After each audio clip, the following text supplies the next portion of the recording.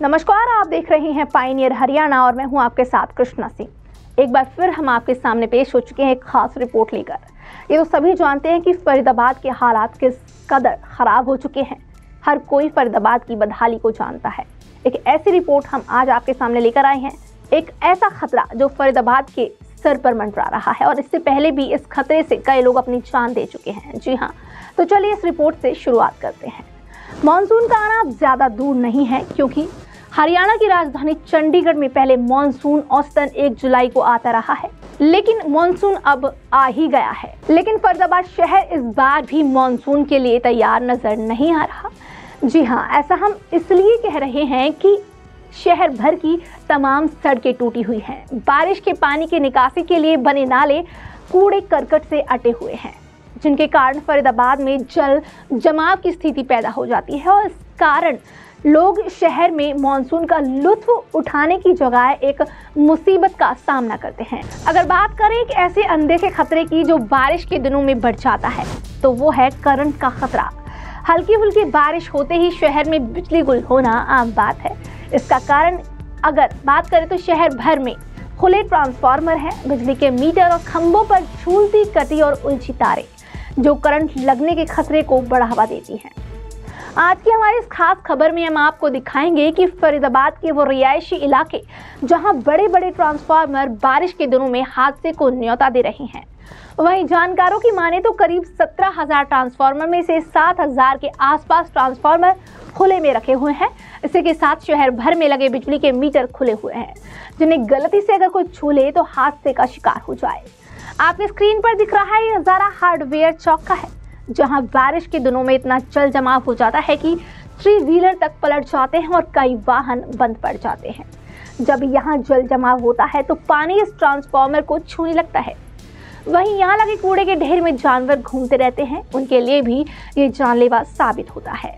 इसी के साथ अब आपको ले चलते हैं NIT 5। ये बाजार वाली सड़क का नजारा तो आप सभी ने देखा होगा और समझ जाएंगे कि आखिर खुले हुए ट्रांसफार्मर और मीटर कैसे चुटकियों में किसी भी जानवर और इंसान को अपनी चपेट में ले सकता है। इसी बाजार से थोड़ा अगर आगे चलेंगे तो यहाँ आप देख सकते हैं कि किस प्रकार मीटर खुले हुए हैं और तारों के जाल ट्रांसफार्मर से जुटकर हवा में झूल रहे हैं।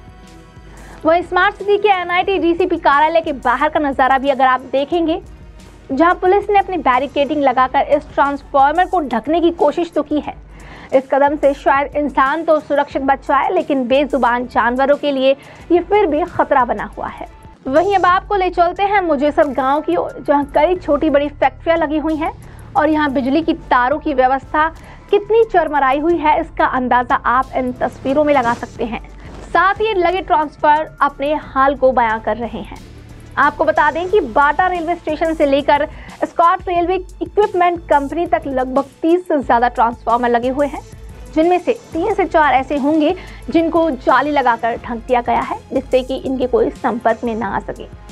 वहीं ऐसा नहीं है कि इसकी जानकारी दक्षिण हरियाणा बिजली वितरण निगम को नहीं है। लोगों का आरोप है कि इस मामले में अधिकारी अनजान बने हुए हैं, लिहाजा बरसात के दिनों में बिजली निगम की लापरवाही कभी भी लोगों की जान पर भारी पड़ सकती है। अब हम आपको बताते हैं कि फरीदाबाद में करीब 6 लाख के आसपास घरेलू, औद्योगिक, कृषि, वाणिज्यिक उपभोक्ता हैं, जिनकी सुविधा के लिए करीब 590 फीडर बनाए गए हैं। साथ ही इन फीडरों से जुड़े 17,000 ट्रांसफार्मर से उपभोक्ताओं के घरों तक बिजली पहुंचती है। स्थानीय लोगों की माने तो शहर के पॉश क्षेत्रों को छोड़कर अधिकांश क्षेत्रों में बिजली व्यवस्था के लगाए गए ट्रांसफार्मर खुले में रखे हैं। इनको लोहे की जाल आदि से नहीं घेरा गया। यहाँ तक कि कई जगहों पर ट्रांसफार्मर जमीन पर ही रख दिए गए हैं। ऐसे में ये बड़े हादसे को दावत देते हैं। वहीं आपको हम ये भी बता दें कि फरीदाबाद की इस दुर्दशा को सुधारने के लिए आखिर DHBVN की क्या मानक है। ट्रांसफार्मर पर TPO स्विच, यानी कि जो ये स्विच होता है, इससे करंट बंद होता है। अगर ट्रांसफार्मर है तो वहां पर ये स्विच लगे होने चाहिए। ट्रांसफार्मर बाड़ी में अर्थिंग होनी चाहिए। ये सभी मानक इस चीज को दर्शाते हैं। ट्रांसफार्मर चबूतरे पर हो और चारों ओर जाली लगी हो। HT और LT एक सपोर्ट पर हो तो गार्डिंग अनिवार्य है। न्यूट्रल अर्थिंग, इससे करंट का खतरा कम होता है। अगर हम हकीकत की बात करें तो यहाँ हकीकत कुछ और ही बयां करती है। कुछ इलाके छोड़कर कहीं भी गार्डिंग नहीं है। अधिकतर ट्रांसफार्मर पर टीपीओ स्विच ही नहीं है जो मौत को दावत देते हैं। ट्रांसफार्मर में अर्थिंग न होने से करंट का खतरा बढ़ जाता है। नहर पार से अधिकतर ट्रांसफार्मर ऐसे हैं जो जमीन पर असुरक्षित ढंग से रखे हुए हैं। ज्यादातर ट्रांसफार्मर जाली के घेरे में नहीं है जो कभी भी किसी को अपनी चपेट में ले सकते हैं। लटकते और जर्जर तार कभी भी किसी की जान ले सकते हैं।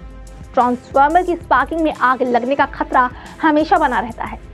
तो ये कुछ ऐसे मानक थे जो DHBVN को फरीदाबाद में लागू करने चाहिए थे, लेकिन हमने अभी आपको दिखाया कि ऐसे कितने ट्रांसफार्मर थे जिनमें बिल्कुल भी ये सारी चीज़ें नहीं थी जो कभी भी किसी को अपनी चपेट में ले सकते हैं। और अभी मानसून आ ही गया है और देखना होगा कि किस तरीके से फरीदाबाद शहर के जो लोग हैं इन समस्याओं से जूझते हैं। आज की हमारी इस खास रिपोर्ट में इतना ही। जुड़े रहिए पायनियर हरियाणा के साथ। राष्ट्रीय समाचार पत्र पायनियर हरियाणा पढ़ने के लिए डाउनलोड करें हमारी वेबसाइट पर प्रकाशित ई-पेपर।